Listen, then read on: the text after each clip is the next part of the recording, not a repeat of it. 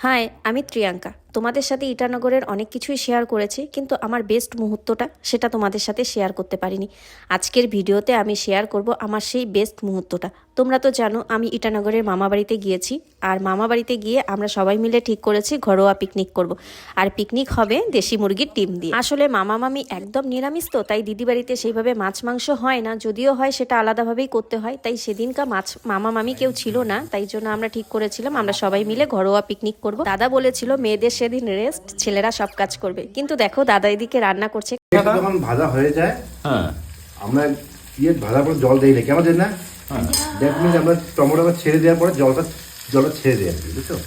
তবে আমরা খুব হাসাহাসি করে এনজয় করে রান্নাটা করেছি। দেশি মুরগির ডিম রান্না করা এমন কোনো ব্যাপার নয়, কিন্তু সবাই মিলে এনজয় করে যে রান্না করছি এটাই সব থেকে বেস্ট মুহূর্ত। তারপরে দাদা ডিম ছেড়ে দিয়ে একদম কষা কষা গ্রেভি করে নিল, আর সবশেষে দিদি একটু ধনেপাতা দিয়ে নাড়াচাড়া করে নামিয়ে নিল। তবে একটা কথা না বললেই নয়, আমি মামা বাড়িতে গিয়ে যতটা ভালোবাসা পেয়েছি, যতটা আদর সম্মান পেয়েছি, সেটা আমি কখনোই ভুলবো না। তবে আমি একদমই ফার্স্ট টাইম গিয়েছি, দিদিরাও আমাকে নতুন পেয়েছে, তারপরেও দিদিরা আমাকে এত ভালোবাসা দিয়েছে যেটা ভোলার নয়। চলো সবাই মিলে আমরা খেতে বসে পড়েছি। তোমাদের সাথে দেখা হবে আমার নেক্সট ভিডিওতে। ততক্ষণের জন্য ভালো থেকো, টাটা, বাই বাই।